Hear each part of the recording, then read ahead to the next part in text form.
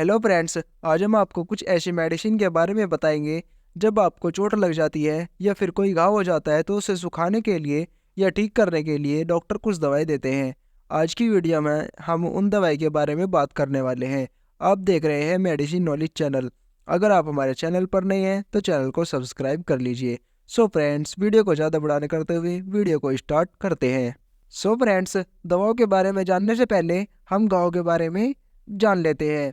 देखिए, घाव दो तरह के होते हैं। एक होता है एक्यूट वोंड और एक होता है कॉर्निक वोंड। एक्यूट वोंड ऐसे वोंड होते हैं जो कि हाल फिलहाल में हुए हो या फिर इन्हें हम नए घाव भी बोलते हैं। और कॉर्निक वोंड ऐसे वोंड होते हैं जो कि 6 हफ्ते या उससे पुराने घाव हो। एक्यूट वोंड के एग्जाम्पल है ट्रोमा, यदि किसी को चोट लग जाती है, बाइट, कुछ काट लेता है, बर्न, कोई जल जाता है, या फिर सर्जिकल ट्रॉमा यानी कि सर्जरी के बाद जो घाव हो जाता है तो उन्हें हम एक्यूट वोंड के अंदर रखते हैं।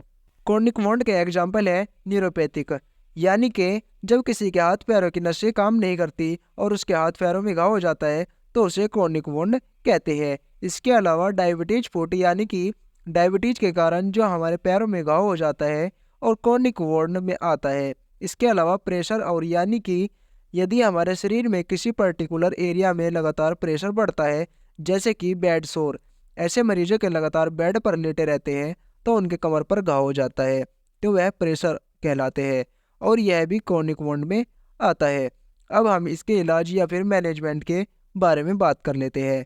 तो बात करते हैं एक्यूट वोंड के लिए। देखिए, यदि यहाँ पर चोट लग जाती है, हम वहाँ नॉर्मल ड्रेसिंग कर देते हैं और साथ ही दर्द की दवाई भी देते हैं, और जिससे इन्फेक्शन ना हो तो इन्फेक्शन के लिए टैबलेट भी देते हैं। तो हम क्या करते हैं, हमें कोज को ट्रीट करना होता है, यानी कि ट्रीट द कोज, यानी कि जो कारण है। जैसे कि किसी को डायबिटीज है तो डायबिटीज के कारण उसके पैर में घाव है, तो यहाँ पर हमें उसके डायबिटीज को ठीक करना होगा या फिर डायबिटीज को कंट्रोल करना होगा। और साथ ही साथ यहाँ पर हमें वुड की केयर भी करनी होती है और कई बार हमें सर्जरी भी की ज़रूरत पड़ सकती है। मामूली सा हो तो उसे हम टैबलेट की ज़रूरत नहीं होती है, तो हम उस पर ऑइंटमेंट या क्रीम लगा सकते हैं। पर बड़े घाव को हम इन्फेक्शन से बचाने के लिए हमें एंटीबायोटिक मेडिसिन की ज़रूरत होती है।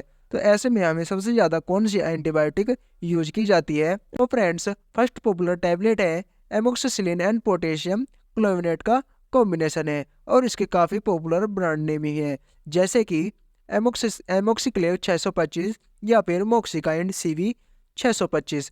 ये घाव लग जाने पर बहुत ज़्यादा इस्तेमाल की जाती है। सेकंड पॉपुलर एंटीबायोटिक है सिफैक्सिन टैबलेट।